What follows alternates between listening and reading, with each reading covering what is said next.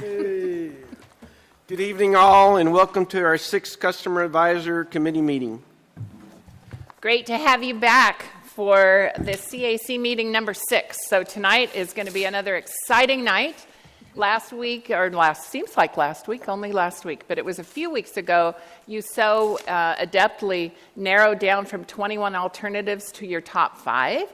And tonight, you're going to narrow them down to your top 2. And those 2 will then be going for market research. And we have our representative, Charles Hester from Godby Research with us tonight.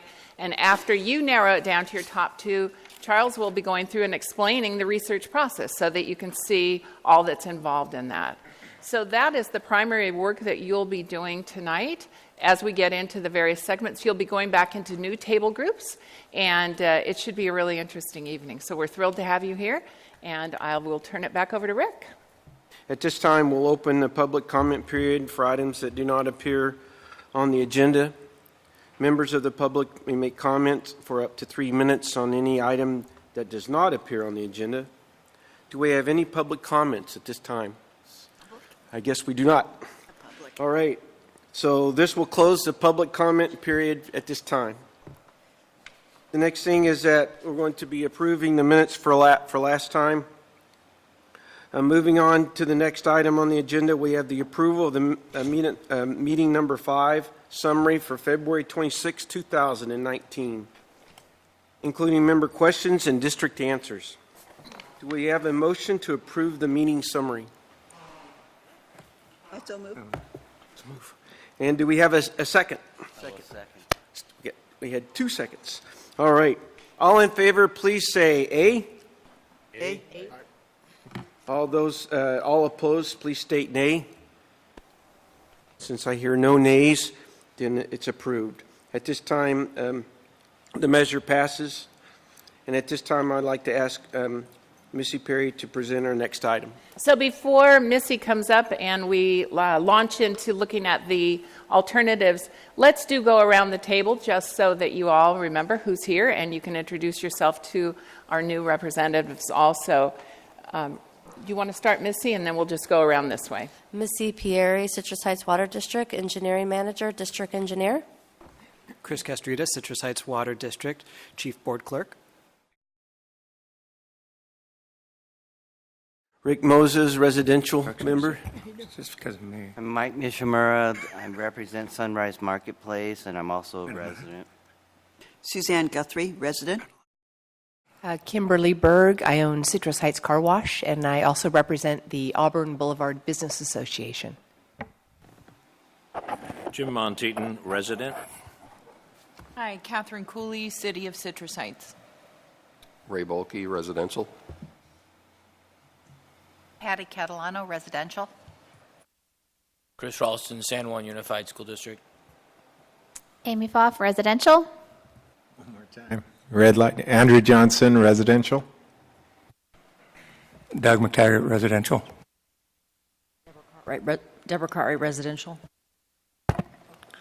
Rick Moore, residential. Ray Reilly, board member. Hillary Strauss, General Manager with Citrus Heights Water. Habib Isaac, Financial and Rate Consultant to the District. Charles Hester, Godby Research, Market Research Consultant for the District. Andrew McDonald with Harrison Associates. Roger Cohn, Harris Consulting Team. Laura Mason-Smith, I'm your facilitator tonight, and let's introduce our colleagues on the other tables. Good evening. I'm Steve Winchester with Harrison Associates. I'm their Chief Financial Officer and Chief Development Officer. David Gordon, Citrus Heights Water, Operations Manager. Susan Soho, Citrus Heights Water, Administrative Services Manager. Rex Muir, Citrus Heights Water District, Water Efficiency Supervisor. Paul Dietrich, Project Manager, Citrus Heights Water District. Tamar Dawson, Assistant Engineer, Citrus Heights Water. Alberto Preciado, Citrus Heights Water, Accounting Supervisor. Jeff Ott, Citrus Heights Water, Principal IT Analyst. Madeline Henry, Citrus Heights Water, Management Services Specialist and Deputy Board Clerk. All right. Thank you all for coming tonight. I know some of you are under the weather, so I really appreciate your attendance, as am I. So apologize if I cough a few times here tonight. But I'd just like to go over a couple slides on where we are and where we're going, similar to what I've done in the past.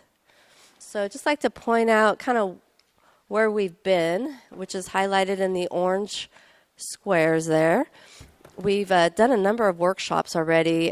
We've done orientation, workshop 1, where we went over the selection of the chair and vice chair. Workshop 2, we did some water demand numbers and presented those to you. And workshop 3, we did our main replacement findings with our level of service. And then currently we're working on selecting our top 2 alternatives. We originally started with 21 alternatives, and at the last meeting we narrowed those down to the top 5. You guys selected the top 5 alternatives, and tonight we're hoping that we can come up with the top 2 alternatives. That's our goal. It's not necessarily, may not happen tonight, but we sure hope that we can pare that down to the top 2.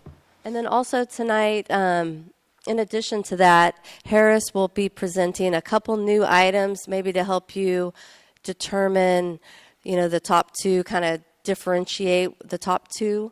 And then Habib with Raftelis will be presenting some new financial items as well. And then after that, we will have Charles Hester with Godby Research. He will be going over some introductions on the market survey that will be performed on the top 2 alternatives. So where we're going, obviously, after the top 2 alternatives are selected, Godby Research will do some survey, and then on June 11th, he will be coming back, either Charles or Brian Godby. They'll be coming back and presenting those findings to you all. So similar to last time, the gray items represent elements that we've already completed, and we're currently at the funding strategy and rate analysis portion. And then after tonight, we're hoping that will get grayed out and that will be completed. And then at the next CAC meeting, we'll be talking about our water main replacement phasing plan and our implementation plan. So now I'd like to pass it off to Andrew, and he can review the top 5 alternatives. Thank you, Missy. We will just briefly look at what we decided were the top 5 alternatives at the last workshop. So we broke into groups, small table groups at the last workshop, and we looked at 21 alternatives to start, and we came up with these as our top 5 alternatives. If you remember, they all had similar numbers of votes, and these are the ones that we're going to look at today with the goal of narrowing down to 2. And another way we thought we would just show you these same 5 options from a spending side is to just look at the percentages of the system that would be replaced in each decade. So the totals at the end here are the 2080 percentages of the system replaced, and the others are the decades leading up to that time. And you can see 50% of the system gets replaced between 2070 and 2080 in 4.4. 50% of the system gets replaced between 2060 and 2070 in options 5.2 and 5.4. And 50% of the system gets replaced right around 2060 in option 6.4, and sometime between 2050 and 2060 in options 7.4. Just another way to present the same replacement rate that you've been looking at previously. From the financing side, Habib's going to share a couple more pieces of information to consider when we break into the small table groups. Good evening. So what I'm going to show you now is, we started high level, talk about these revenue adjustments district-wide, but now we're getting to the final 5. All final 5 have pre-funding, as you would see. There's one that doesn't have debt, but when we're looking at the next 10 years, there's not going to be an issue with trying to keep up with spending of the capital when the actual project starts. So right now, what we're looking at for the next 10 years is coming up with the dollar amounts related to pre-funding. And the pre-funding is identified here by each alternative that we've shown you before. So if you analyze that, that's a fixed cost. It's not going to change. It's not driven by the capital spending because it hasn't occurred yet. So then we could analyze it over the 10 years to say on an annual basis, this is how much we need to generate for these next 10 years. Okay? And then what we could do is then look at what is the hard number of the actual cost if we put this as a surcharge on the meter. And it could vary based on the size of your meter of the customers. But one thing we have to show is make sure we're in compliance with Prop 218. So Prop 218, that governs all charges, taxes, assessments, fees. Notice I mentioned 4 different items. To the layman person, that sounds like a tax is a tax is a tax, right? But with Prop 218, when it comes to a utility charge, it must be tied to the cost of providing the service. So there needs to be a nexus of what is going to be charged to the fixed charge, what we're going to charge based on usage. Some agencies have tiers. Those tiered rates have to be based on costs incurred. You can't just arbitrarily say, we want tier 3 to pay 300% more than tier 1. It can't be just based on economics. Another thing, the charge has to be used for the sole purpose identified. So that will give you some comfort that if it's a surcharge and we say it's pre-funding, then it can only be used for that. It can't then be used for operations or for staffing costs, things of that sort. It has to be used for that. So what we could do is that you could establish a specific reserve, the district could, that puts those monies in a separate coffer related to this project that could be designated as $20, $30. And then one other thing, charge on any parcel should not exceed the proportional cost of service attributable to that parcel. So that comes with how should this cost be recovered? Should it be a fixed cost? Should it be a variable cost? When I was showing you the impact to bills, we're just looking at what if just overall revenue increases by X percent and just apply that to the rates linearly to those rates, then every single rate will go up by the same amount if everything stayed constant. But now, based on it being pre-funding, I would view this as a fixed cost because you want to ensure that that money is actually recovered and doesn't get impacted by changes in usage. I mean, what if we have a drought, then all of a sudden we're going to be short on what we told the constituency what we were going to generate. So we want to make sure that we're transparent and we hold up our end of the bargain of what we're going to generate to offset future costs. So with it being a fixed cost, it must, any part should not exceed the proportional cost of service.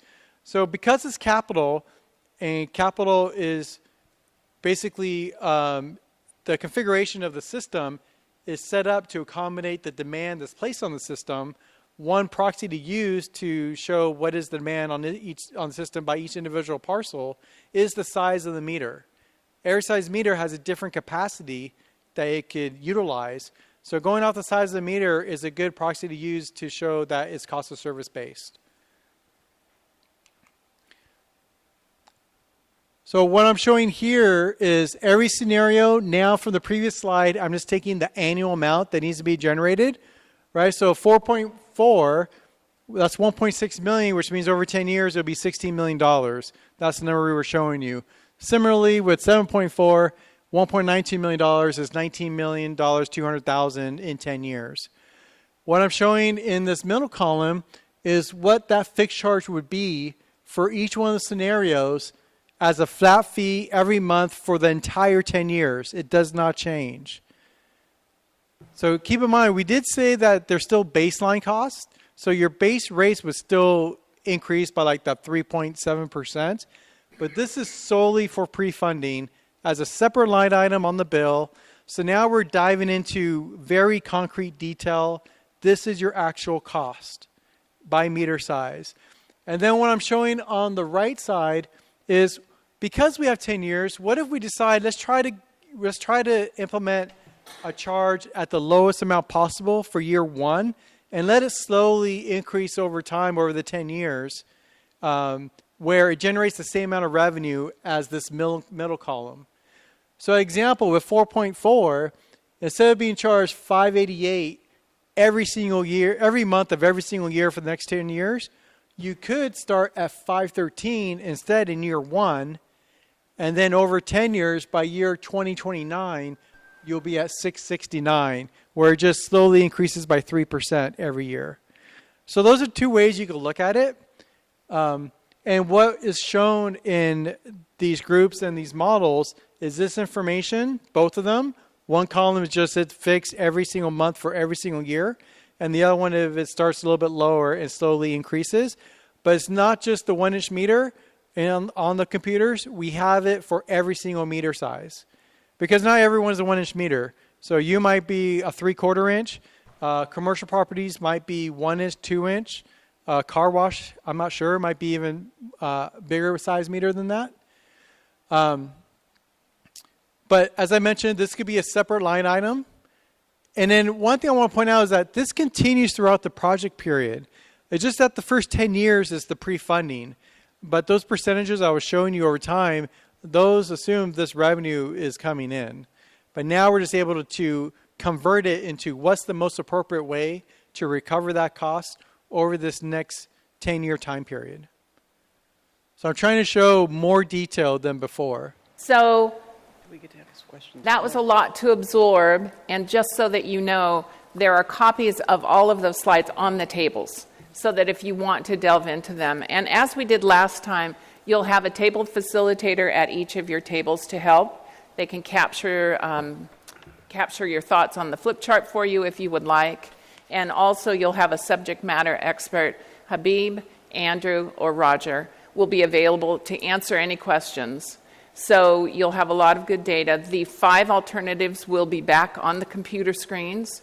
And so let's get to the tables, and then we can explain what you'll be doing. So you'll notice on your name tag, you have a colored dot. And so again, you'll be in a colored dot group. So just head to your table, and then when we get over there, we'll explain what we're doing. Okay, let's just take a moment to go through the instructions. So you have the 5 alternatives on the computer. You also have copies of the slides that Habib and Andrew went through on your table, so you can refer to those.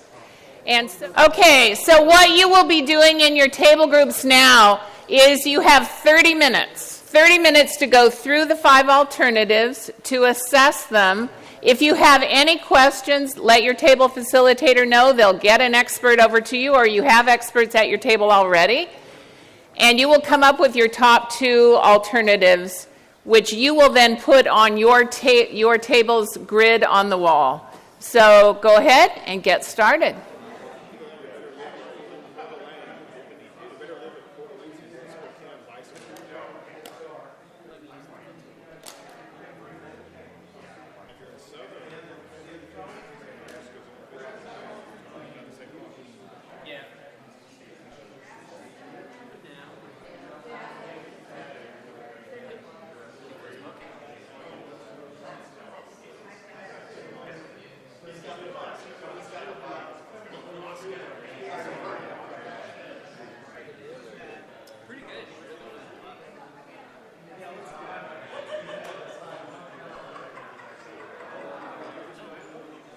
So now it's time to hear about your conversations in your table groups, any key points that you would like other people to know, and then also to look at your dot voting.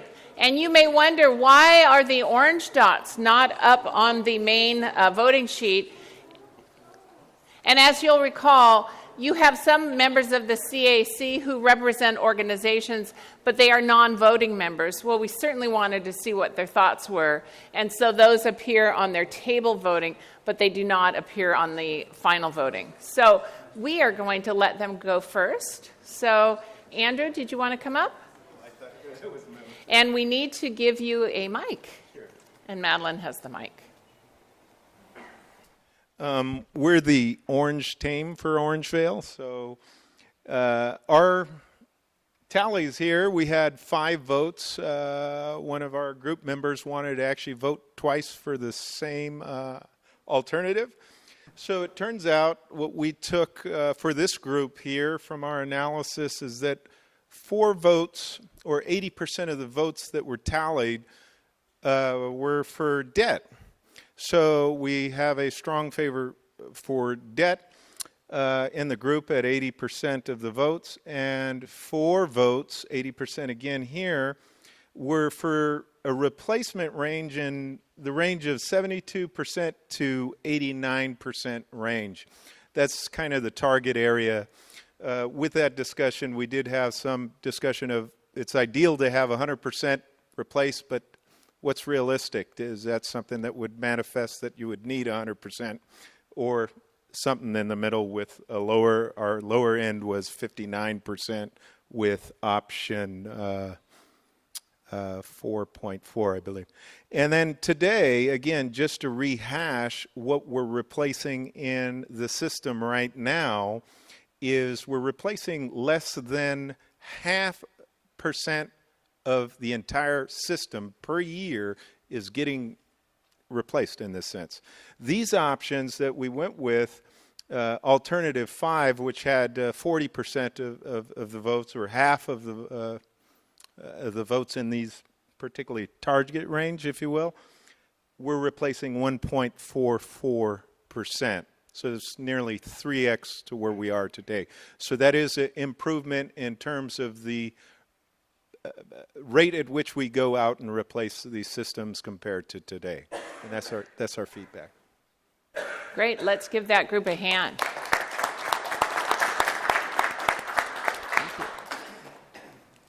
And let's hear from the blue group. I believe your sheet is up on the wall, and you can refer to the dots that are on the main grid. Okay, we were pretty much split between 5.4 and 7.4.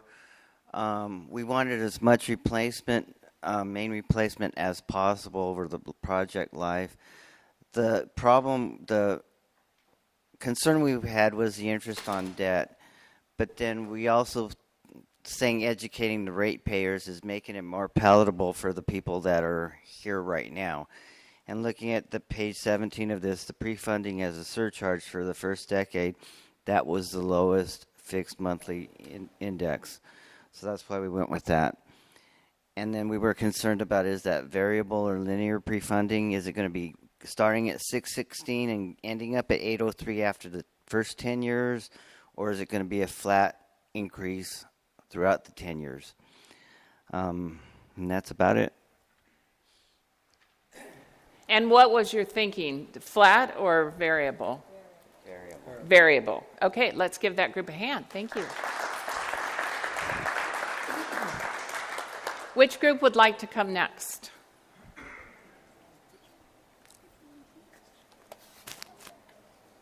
How about the green table? Okay, so from the green table, what we obviously settled on 5.4 as a primary option. That was the most attractive.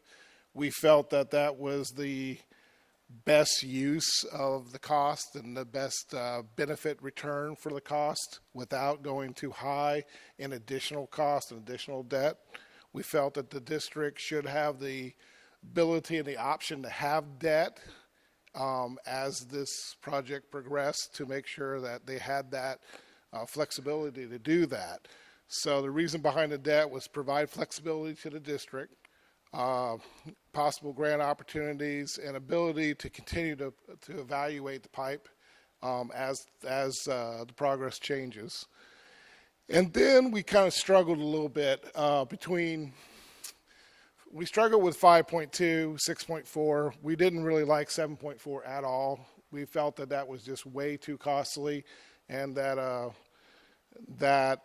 72%, 75% of pipe replacement through our system replacement is a pretty good objective, pretty good goal for this. So our problem with the 5.2 without the debt is we were a little concerned that that would not provide the district with flexibility should they need to have debt later on. And having to bring that up later on could create a lot more controversy, especially if the ratepayers have already been paying a lot more. So we kind of weighed the pros and cons of that, and there was a last-minute consideration brought up, somewhere between 5.4 and 6.4. We had actually a dot on the line over there. We have a rogue voter, and you can see the dot on the line. Somewhere around, maybe 80% without incurring much more debt. Is that an option that we possibly could consider as a group? We did like fixed surcharge. We felt that was more palatable to the ratepayers. You could budget. It's better budget planning, and it allows to generate a reserve. I understand the investments are a little bit different for districts than they would be for the private individual. But it would help generate more of a reserve and not having a cost escalate every year through that 10-year period, which could be, from a perspective point of view, kind of a problem. So that's our reasoning. Hopefully that makes sense. Let's give the green table a hand. And now we'll hear from the red table. Well, someone always has to be last, so I guess that's us.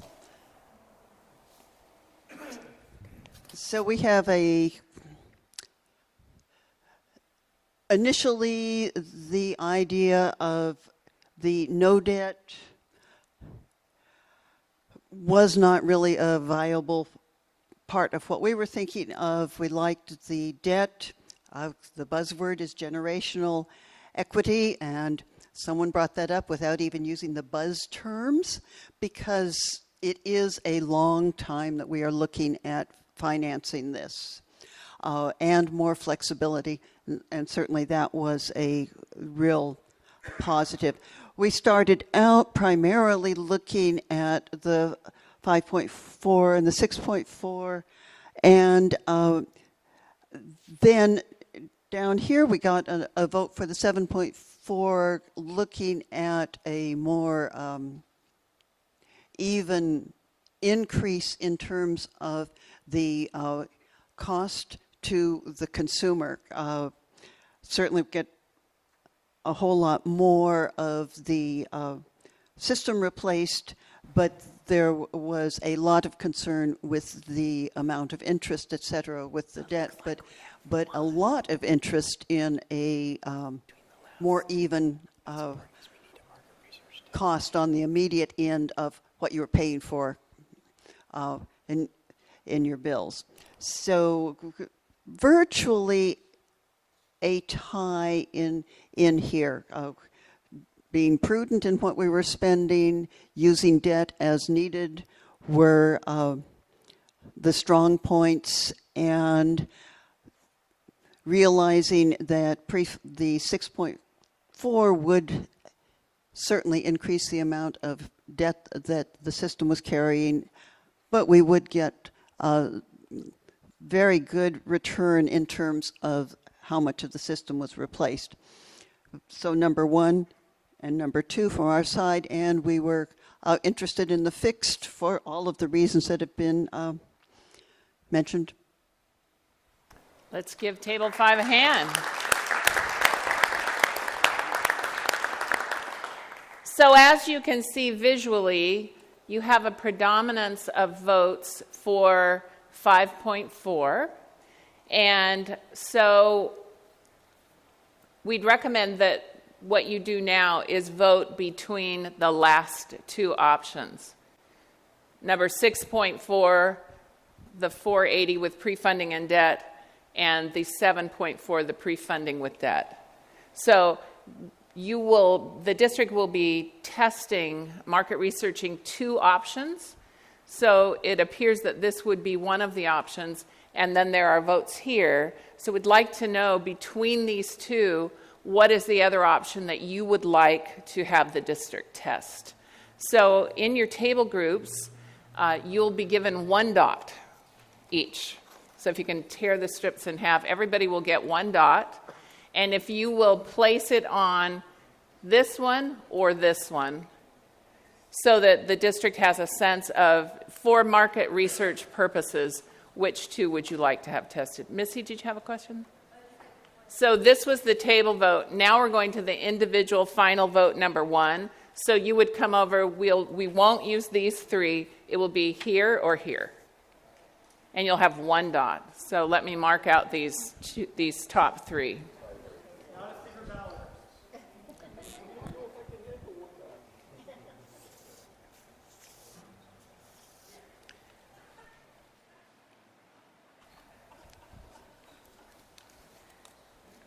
So just come on up.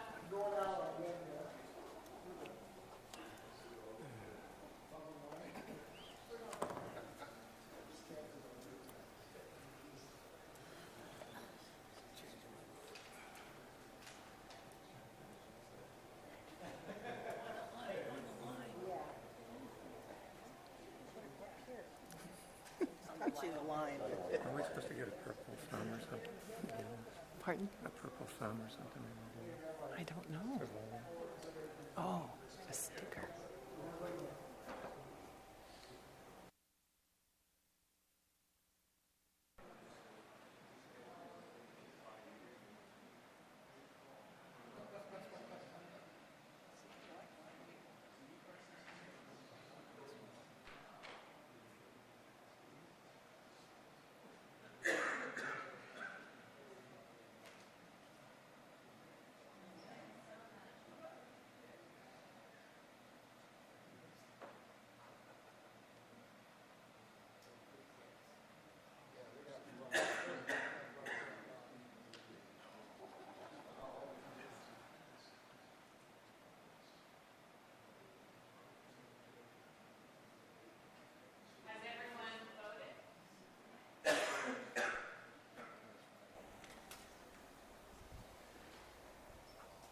So we have 8 votes on 6.4, the 480 pre-funding with debt, and we have 4 votes on 7.4 pre-funding 510 with debt.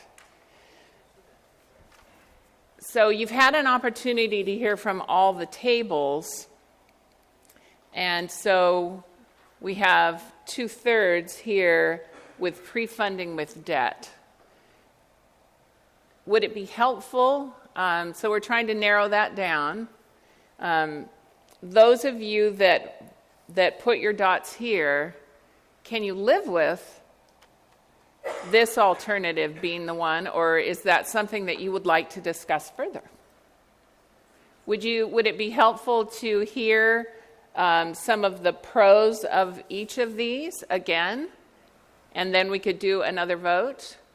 Perhaps anything, Habib, that you would say about these 2 alternatives, or Andrew about these 2 alternatives? At this point in time, with all the interaction I had with every single table, I think I provided quite a bit of information for each one. From the dots of the first vote, it appears to me that it's pretty clear that obviously 5.4 is already selected, that also 6.4 has now been selected as well. Please. Do we have a quorum for this? The quorum is that, yes, you do have a quorum here to be able to make this decision. Yes. So it appears from what you've identified, are there any other questions that any of you have about the alternatives? We have raised this thing. It's this somewhere in between 5.4 and 6.4, which is not technically an option, but it addresses that possibility of throwing that out there, or at least doing the math at some point. I know it kind of messes with the timetable or some other things, but it does provide that a middle ground. So where we're going above the...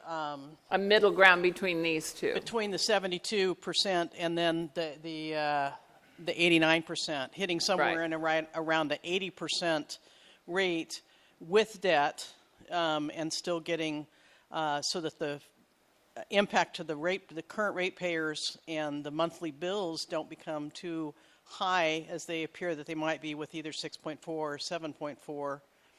And it still does a good job of accomplishing. It almost feels like when we were looking down at the hardcore numbers that, dial back 6.4, beef up 5.4, find something in the middle as a potential option. So I just want to throw that out to staff. Or I Okay. don't know what other people have an opinion about that or not. Okay. Given that, but for research purposes, it appears that these are the two alternatives that you would like to send for research. And so you would be sending the pre-funding with debt at 390 and the pre-funding with debt at 480. So why don't you give yourselves a hand?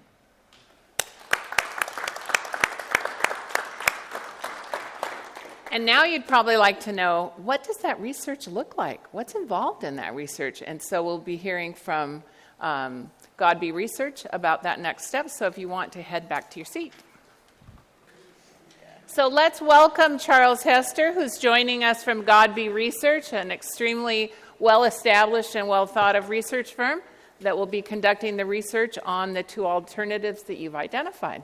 Thank you very much for having me, and that was a really educating and great process. I got to watch literally 4 focus groups happen at once, and then I got to see polling and live, and it's like everything that a researcher would want to see.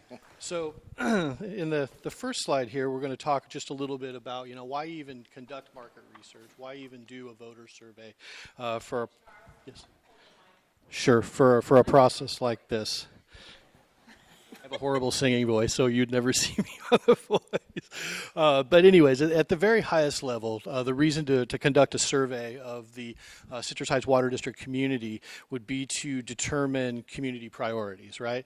There's a bevy of public sector agencies that serve this community, either its entirety for the city of Citrus Heights, the San Juan Unified School District. I believe that there is a park and rec district and a cemetery district. There's a portion of the community in this district that's an unincorporated Sacramento County, and each one of these agencies provides different services.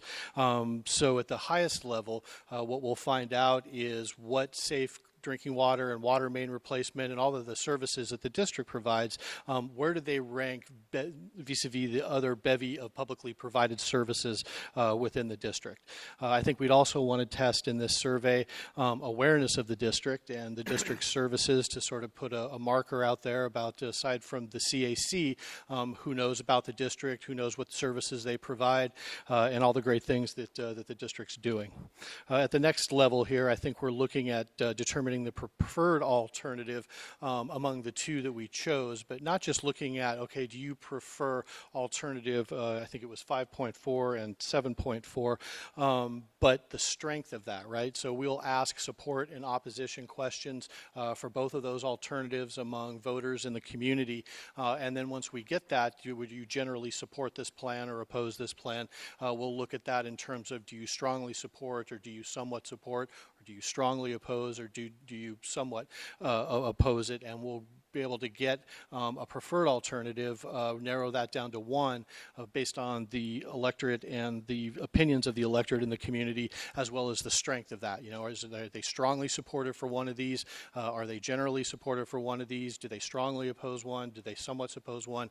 And that'll help us sort of frame the alternative going forward, as well as help the district and its public outreach consultant to develop a public education and outreach plan to educate the larger community about the water main replacement and the needs of the Citrus Heights Water District. I think that we'd also want to look at the rate level for increase, fixed versus variable. There was some consensus, but there was diverging opinions as well on whether a fixed rate increase would work best or a variable rate increase would work best, and what is that rate increase, and test that. I think we'd also want to test the total project amount to see if there is a level of sticker shock in the community, given that we're looking at things in the hundreds of millions of dollars, and there are different ranges over the life of the project, and there's different ranges in terms of that, and there's a pretty big range between let's say option the first option and the last option, and bearing in mind that we have narrowed that down. We'll also look at key project messages and features of the project, how the project could be rolled out, how the project might be rolled out, the length of time that it takes, why people would support this project and why people might oppose this project. And again, that will help us with public education and outreach. And then again, we'll be gathering more information for public education and planning moving forward. Just a little bit about the survey methodology. For this specific project, I think we'd want to do a random cluster sample, which means that it would ensure adequate geographic and demographic representation of the district. So, you know, are we proportional or are we representative by age and gender and ethnicity and partisanship, and by geography, like I said. So by trustee district, by the city of Citrus Heights versus unincorporated Sacramento County. Oh, sorry. So we all do surveys a lot. So could you explain a little bit more how you talked about the people that you want to ask, but how do you come up with them? How do you find who all you're going to send that out to? And is this going to be like some of the surveys that say, oh, we already have enough of people like you. Thanks for signing up, and go on to someone else? So the next slide actually deals with that, but I'll deal with your second question first. We will do a sampling of the community, and anybody we're going to use two methodologies. We're going to use internet and telephone. And when we reach our quotas for, let's say, somebody that lives in the unincorporated portion of town that's female, age 45 to 54, we just will stop calling those folks. But having said that, if they receive an email invite or a text invite for the internet version, we'll accept anybody that wants to take that, and then we'll weight that data on the back end to make sure that it's representative, that we don't have too many of those folks or too few of those folks. I'll get into the sampling on the next slide in just a little bit more detail. And I think it would be helpful if you have questions just to jot them down, since often the questions are answered with the next slide, and then that way we can get them all at the end. I appreciate the question. Anytime anybody asks a sampling question or a methodology question, it's great. I can spend several hours up here, although I won't do that. So we use multiple contact methods. Telephone, I'll be short on this. Telephone-only surveys are dead.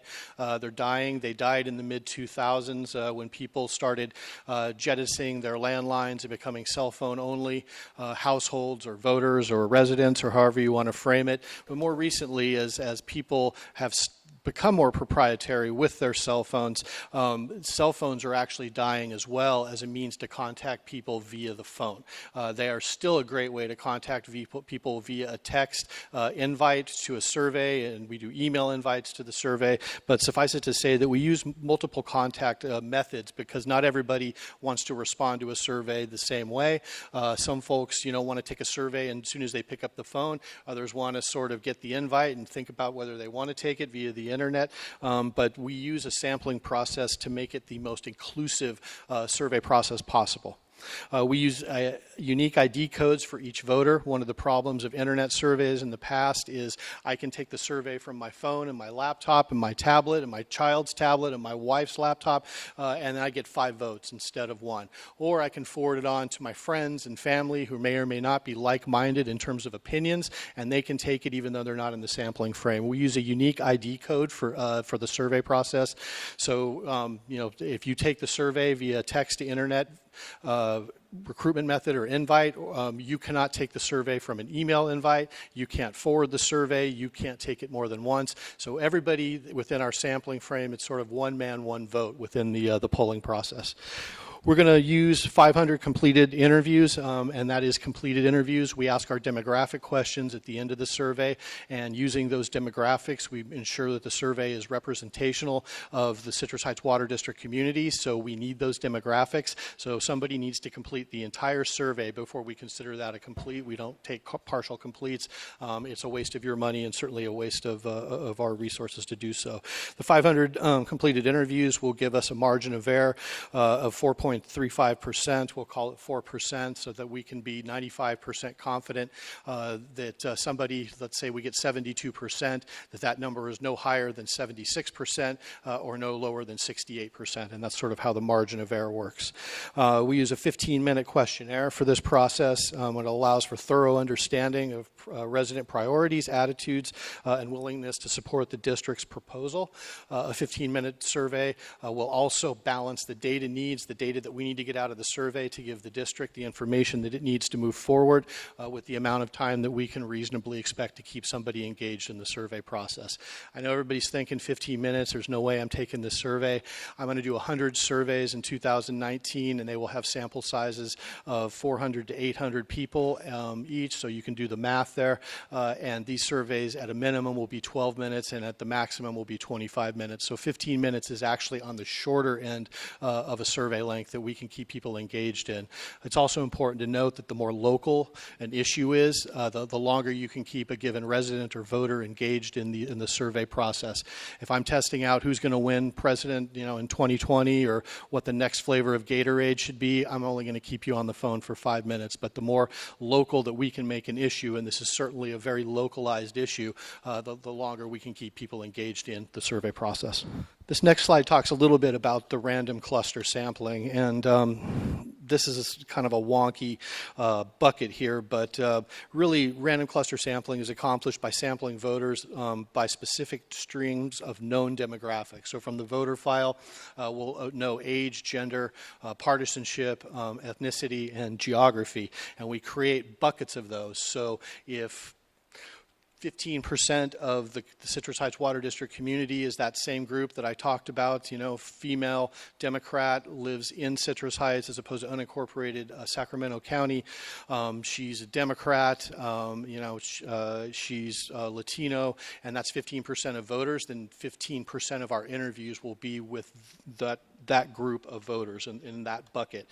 The short answer here is that at the end of the day, our sampling process and our random cluster sampling process ensures that those 500 interviews are representative of the roughly 35,000 registered voters in the Citrus Heights Water District, and not just the first 500 people that happen to answer our survey via the text invite or the email invite, or picks up the telephone and takes the survey. So this is how to conduct a representative voter polling process. Again, we used the baseline of district voters. You've got about 35,000 and change total voters in the district, and about 20,000 households.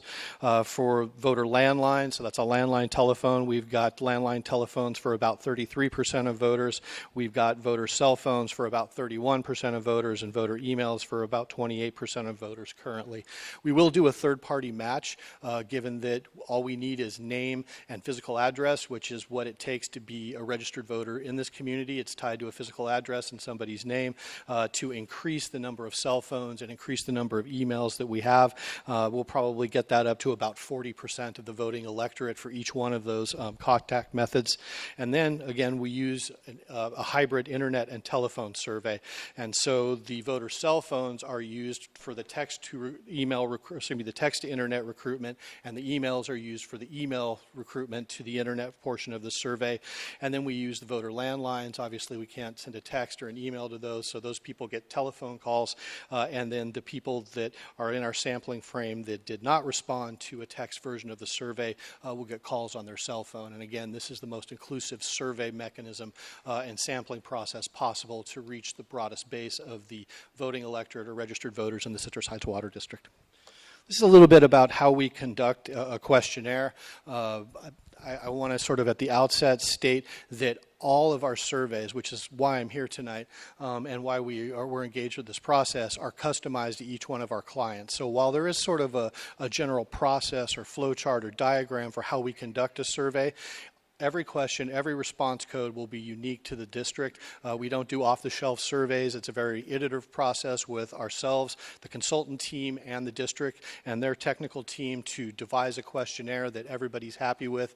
There are multiple points for input, review, and approval by all groups before we consider the survey ready to field, and then we pre-test the survey, and I'll get into the actual process in the next slide. But I talked about topics that we want to test. So we want to test awareness of of the district and awareness of the project, the district's perceived job performance and financial management among registered voters. Then we'll actually split the sample. So we're doing 500 interviews. 250 of those voters will get 5.4. The other half will get 7.4. Why do this? Why don't we just test everything among voters?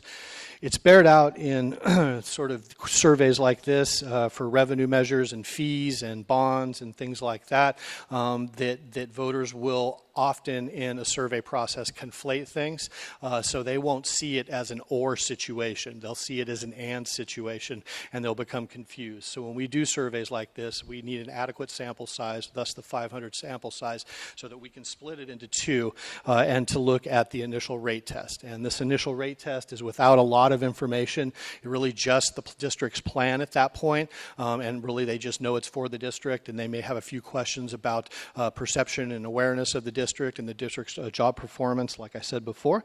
And then we'll test support for alternative A with one split sample, and then support for alternative B in the second split sample. Given that this is all going to sort of fund the same thing, albeit at different levels, we then bring voters back together, and then we talk about project-specific details in terms of how this process would be rolled out if the Citrus Heights Water District Board voted on this and moved forward with it. Then we will test things like accountability for the prepayment option, that it's going into a separate fund, and this won't be rated for pensions and salaries and all that sort of stuff that voters want to hear and expect to hear in a fee process or a tax process. We'll talk about the need for this, what happens if nothing is done, what happens if we just do at the current rate and are replacing, I think somebody said, 0.5% of the infrastructure a year and what that means. And then we'll look at the timeline over the roughly 50-year period and see if voters are supportive of that. Then we'll look at some of the things that may come up during this process at no fault of the CAC or the district.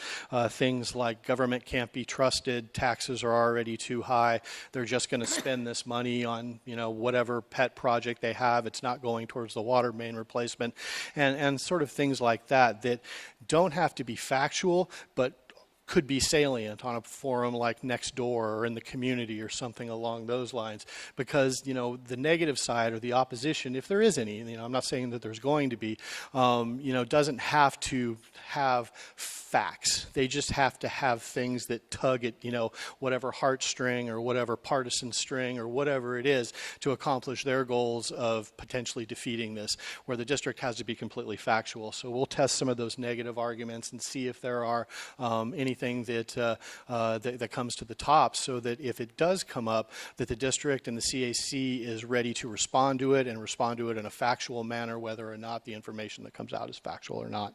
Then we'll split everybody again, and the same folks that got option 5.4 will hear it again, and we'll look at the difference in that support and opposition that I talked about earlier.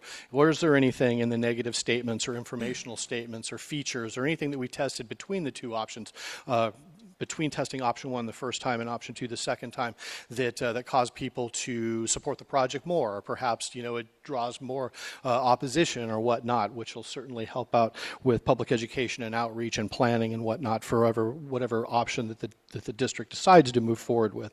And the same thing will happen for option B. We'll test that. Then if we need to test a fallback test for a lower rate or a different duration or something along those lines, we test that almost at the very end of the survey. We may not need to test that. It looked pretty compelling that options 5.4 and 7.4 were the ones that the CAC has chosen. And then finally, I talked about the demographic information that we collect, gender, age, party, ethnicity, and geography from the voter file. We'll ask about length of residence. We'll ask about number of children in the household, things like that, so that again, based on census data and voter file demographic information, we're ensuring that this survey is representational of the larger Citrus Heights Water District community and not just the people that took the survey. The entire process, soup to nuts, is typically 8 to 12 weeks. This will be more on the 12-week time frame. As we skip forward here, we are going to present results at workshop number 7, which I think is June 11th. But suffice it to say that this process is inclusive. We're not just going to go away tonight and develop a questionnaire and conduct a survey in the dark and then come back with results, and here's your results, and like it or lump it. And it all starts with the kickoff meeting, which we've already had with the technical team from the district and the consulting team for the district. Then we're looking right now at reviewing existing data. This is part of that data in terms of selecting options and some of the things that I heard, some of the concerns, some of the pros and cons that I heard as I was milling about tonight. Thank you very much for allowing me to do that. We'll look at voter polling that's been done in Citrus Heights and Sacramento County, on measures that are even unrelated to this, just to see, where people vote and what issues have come up and things like that, to make sure that our questionnaire process, much like our sampling process, is inclusive as possible. Tonight we're here at the CAC workshop and we're getting input, and this is going to help us draft the survey questionnaire. Again, that goes back and forth multiple times between our firm, the consulting team, and the technical team for the district, so that everybody's happy with it and we consider it field ready. Sort of in the background as that's happening, we're developing our sampling design and that random sampling design, that cluster sampling that I was talking about earlier. But then we get to a point in the process where we feel that the survey is fieldable. We'd like, we're ready to go for it. Everybody's happy with the survey and response codes and questions and topics and formatting and such. But then we pre-test the survey because, we're not always right as researchers in terms of developing a questionnaire. And so we'll pre-test it with a group of the community to make sure that, one, the survey length is coming in at 15 minutes because that's a budget parameter, but more importantly, testing the survey to make sure that people can understand what we're asking, they can understand the response codes, and at the end of the day, we don't have questions with 50 to 60% DKNA, which is don't know or no answer. We've wasted your money with a question like that, and we certainly don't want to do that. After that point, we program the survey into a computer so that if there are skip patterns, such as the people that are going to get option 5.4 and people are going to get option 7.4, they get that second test of the same option. We're not mixing things up. If they tell us that they would support, a rate of, let's say, a fixed rate, we're not asking them about, more questions about the variable rate if we go into that sort of thing, and that's why we program the survey into a computer. Although on the telephone side of things, all of our surveys are done via a live interviewer. We don't use IVR because I don't know if it's John Smith, registered voter, or John Smith's 3-year-old kid that's taking that survey. So we ask for somebody by name, and we use live interviewers for the telephone version of our survey. We'll field the survey versions. This will typically take 2 full weekends, so we'll start on a Friday night or Saturday morning because that's when people check their emails and check their texts that are non-work related or non-school related for their kids or themselves. Then we'll roll out the telephone version of the survey a couple days later, mainly because we want to remove those people that have already taken the survey from the telephone sample, and we want to look at demographics so that we can target those people that didn't take the survey via text to internet or via email to internet. Then we do analysis and reporting. There's a couple levels of this. There's what's called a top-line report, which is basically a survey questionnaire with just the aggregate responses. Let's say it's support for option 5.4, for example. What percentage of people said strongly support, what percentage of people said somewhat support, what percentage of people said somewhat oppose, and what percentage of people said strongly oppose, and then what people might have said DK, NA, or they don't know. That's the first level of reporting that we'll give to the district. Then we'll go into a much more detailed analysis where we look at support by geography, by gender, by age, by all those demographics that I talked about, by partisanship, and provide that larger report to the district in both draft and final formats. Then we create a PowerPoint presentation based on that, and that will be the focus or a part of the focus of the CAC workshop number 7 on June 11th. And then I think one of the most important things that we provide is post-project support, right? You're not doing a survey just to do a survey, although I'd love it if that were the case. But we understand that we're just a tool in the toolkit of the water main replacement project, and how to get to a preferred alternative, and what that alternative is in terms of the nuts and bolts of it. So whether it's the district or Harris or the any of the consulting team or even the CAC, if there are additional questions or you want additional analysis run, we do that, and we work with you throughout the process, without incurring any additional cost to us or to the district from us. So now time for questions. And so I'll just capture the questions so that we can put them in the summary. But if you have a question, please just turn on your mic and ask your question. We have about 15 minutes for that. And one thing also, I believe the two options are the 5.4 and 6.4.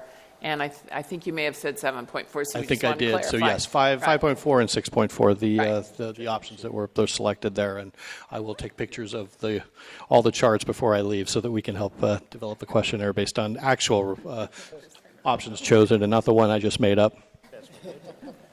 So how about questions? I just had a question on the voters. You're talking about any registered voter, regardless of which of the 5 or 6 or 7 different parties are available, rather than the fact that there are 2 main parties, but there's a lot of people that are not in those 2 main parties. That's absolutely correct. We will stratify the sample and develop clusters based on party and household as well, right? So, not everybody, that's a Republican has, a Republican spouse. There may be Republican, Democrat. Excuse me, but the 5 main parties, yes, Republican, Democrat, declined to state, American Independent, and Green, yes. Okay, the other question was that you talked about 35,000 approximate voters. My question, maybe it's to the district. I know we've got a certain number of connections, but is there a district number that the district uses as number of adults or approximate number of adults that are in the district? Because I can see we have to have a place to have a sample, but then it comes back to, gosh, how many people are we not calling simply because they're not a registered voter?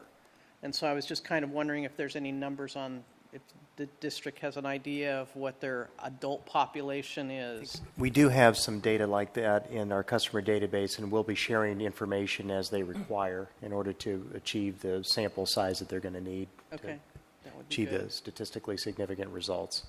And then the other thing, the 12 to 24 minutes, Roger, 15 minutes, that's basically, I mean, you guys have been doing this for a long time, so that's whether we're doing it on the net or whether we're doing it on the phone with one of your staff people. So it's the time test is typically based on the phone, right? It may take a little bit longer or a little bit shorter to do via the internet. You can obviously stop and start on the internet until you hit submit, and then you can't do it anymore. So you can take it, the first half of the survey, and then go have breakfast, and then come back and finish the second half of the survey.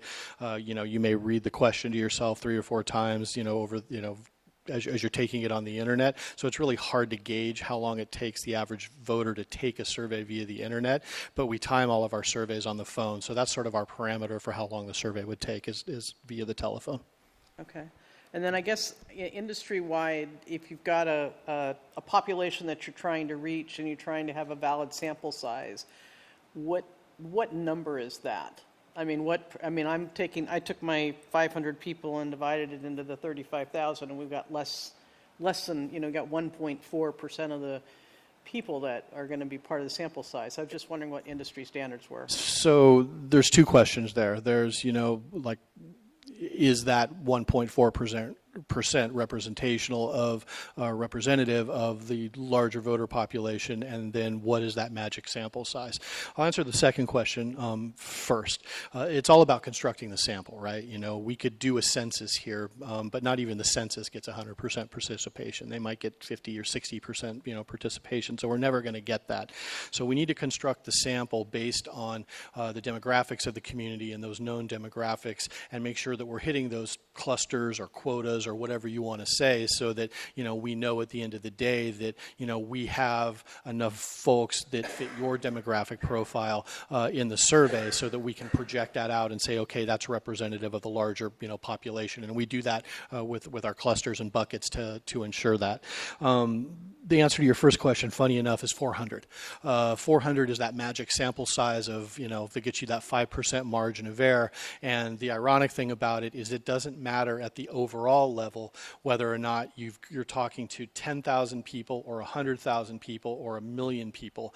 400 will get you 5% margin of error, assuming that you constructed your sample properly. Where we need to start increasing the sample size is when we're doing something like we're doing here, right? We're splitting that to test the two preferred alternatives based on the CAC meeting tonight, and we need to have enough interviews in each of those subsamples to make sure that our margin of error isn't too high. And at 250 each, we're looking at somewhere like 6.5%. So it goes from 4.35 to 6.5, as we break it out per option. But again, we didn't think that there was budget for 600 or 800 or 1,000, so that we could have, a 5% margin of error within each one of those subsamples. So at the overall level, we'll have a margin of error of 4.35%. At each one of the preferred option or alternatives, we'll have a slightly larger margin of error of about 6.5%. Great, thank you. That helps. It's been a long time since been part of a survey. Me too. So could you hear the hamster, turning the wheel inside? Thank you very much. How about other questions? On your one slide back there, you had the telephone was 33%, the cell phones were 31%, and emails were 28%? Yes. That one. All right. Where's the other 8%, if I could ask? Well, okay, first of all, this doesn't add up to 100%, even though we used a pie chart. It just seemed the easiest way to present the data. And second of all, there's probably multiple contact information within there. So for some voters, we're only going to have landlines. For other voters, we're only going to have cell phones. For some voters, we're going to have all three. For some voters, we'll have landline and cell phone. So it's sort of a mix there. But, if we looked at all voters and all landlines that we have in the voter file, we've got 33% of voters have a landline within the voter file.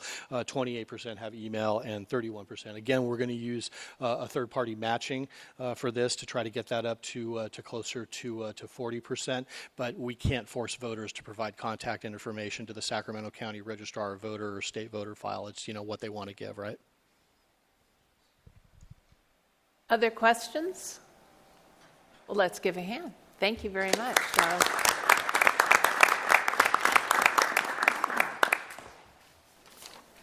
So, you're ahead of schedule as you were last time. So I will turn it back over to Rick for public comment, and then we'll talk about next steps. Do we have any speaker cards received for public comments on this item? No, we do not. All right.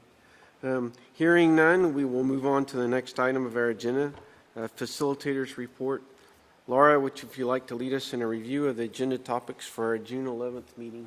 Yes, thank you so much. So again, thank you for identifying the top two topics to be researched, 5.4 and 6.4. And at the next meeting in June, as Charles indicated, you'll be able to review the results of the survey. And so all the research results. And you will then be developing your final recommendation to the Board of Directors at that meeting, and then also reviewing the process for implementation, which will be the content for the 8th meeting. And so one notice, I just want to make sure that you know that the next meeting, the CAC meeting number 7, is going to be in Hall C. This is not Hall C. And Madeline, Hall C is down the way, I believe. So Hall C is the last hall. If you're walking down the main hallway, it'll be on your left, the third door. Yeah, near the bathrooms. Okay, great. And also, when you leave today, maybe you can even just do it right now. We're not ready quite to leave, but you could take off your name tag and just set it near your name tent, or clip it on your name tent. That would be even better. So to wrap up, we'd like to go around, hear from the CAC members about what you're taking away from tonight, and then we will wrap up. So how about if we start over here, and then that way, Rick, you can be the last one, and you can close us out. I really enjoyed this one. I thought it was really interesting seeing the collaboration. And everything I heard from the other three groups, and even internally with the group I was, there was always some thoughts that I didn't even think of. So it really made me think about that. The other thing is I'm probably looking forward to this next meeting the most out of all the meetings I've been to so far, because to me it's the reality check of what we really think everyone's thinking. So it should be interesting. Great. Yeah, I don't really have a lot to add to that, but it's just been a really interesting experience, and it's great to feel empowered in the decision-making process. Frankly, I'm just really happy we got to this point. It hasn't been that long, but it's been very interesting, and I'm very happy we're here, and we do have a couple of alternatives, and I am looking forward to the June meeting too, to see what the folks in Citrus Heights have to say. I appreciate the process. It was great to have the resources available for our team at our table to get the questions answered that came up while we were meeting, and then to hear the opinions for the other groups. So I think tonight had a lot of good positive things to it, and directions to go forward. So thank you. I was unable to attend the last meeting, so I watched it right before I came here to get some context into what went on. And fortunately, it wasn't 3 hours long. It was shortened, but thanks, because the table discussions were out. But looking back at the numbers, I'm comfortable with, from my perspective as a resident, where this is going in respect to last meeting's review and this one as well. There is some thought into the debt and the prepay and the logic behind that. And it will be interesting to see what the survey comes back with and at that time in the next meeting. Thanks. Thanks.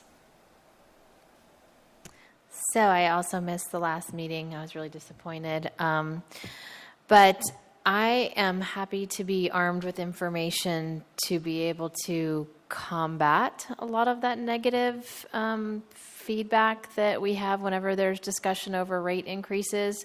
I think once people are informed of, first of all, this process and what's at stake, and the fact that we all want clean, safe drinking water and how important those pipelines are to delivering that, I think it's important that we can share that information on social media with the naysayers and hopefully get people on board when this actually comes to fruition. Thank you. I don't have anything to add, but have a good night. I too missed the last meeting, so I missed the first round of voting. So I was happy to be a participant in this round. I enjoyed the round table and listening to others express their opinions. The one I thought I didn't want at all, I ended up wanting and liking. So it was a learning process. Great. I thought it was interesting to see what other people in our group focused on and the different parameters that I would have normally just overlooked, and hear their reasoning behind their thoughts on those things. So that was fun, and I too am looking forward to the next meeting. It was interesting to me being at the non-voting table that voting and non-voting members' votes still mostly align. So I thought that was an interesting takeaway for me, and good to know that we still have consensus on this body. Thanks.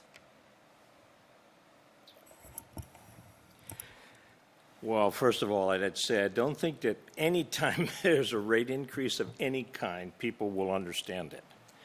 But I think they might understand this just a little bit more, since we've put so much energy into it. So there's so many people here that do represent. I don't know that I can I'm thinking back, I don't remember any other projects that came through where I know that there was anybody involved other than the organization that was responsible for it. So I think this carries weight, but it has to be advertised. It has to be advertised to the public so they know that this is not four guys in a back room making up the decision, that there's actually some good science here, that we're actually looking into it. That's what I could take away from any of the meetings we've been to. I loved the process. I came in really not liking debt, but I felt validated, I felt heard, and I learned, debt handled responsibly is important. And I love the word flexibility because, it's hard to predict what's going to happen 50 years from now. But by taking on debt, it gives us the flexibility and that wiggle room, and I'm real comfortable with that. As a business owner, as a resident of Citrus Heights, I am really comfortable with that now, and I think that's the smartest way to go. So I just really appreciate being part of this process and learning from you guys. Are just so smart. I really have learned so much. I mean, we're all from different walks of life here, but I just love this process. So thank you very much. Yes, it has been an exciting and very interesting process. I particularly enjoyed this evening's latter part going through surveys. I probably am not the only one who gets any number of surveys, and it's just interesting to know what goes into it. We've been seeing that from the water district here, but this kind of opens the door beyond that. So you're educating us for life, as well as for just being a part of really examining an important additional portion to what we deal with all the time. And so thank you for the thoughtfulness that has gone into this. And it is also neat to see how many people actually signed up to be a part of this. I'm just anxious to see the results of the survey. It's been a long process, and it's exciting to see it coming to a conclusion.